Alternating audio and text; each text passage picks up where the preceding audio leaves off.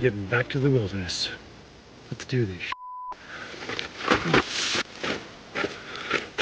Yeah. Yeah. Yeah.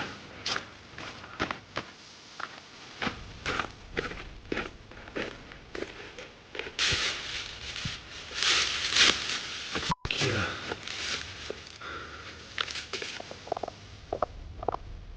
Yeah. Yeah.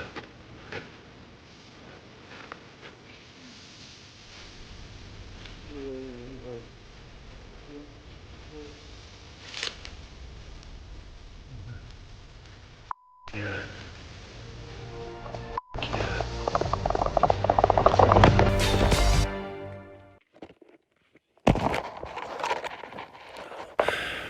Yeah. It really hurts.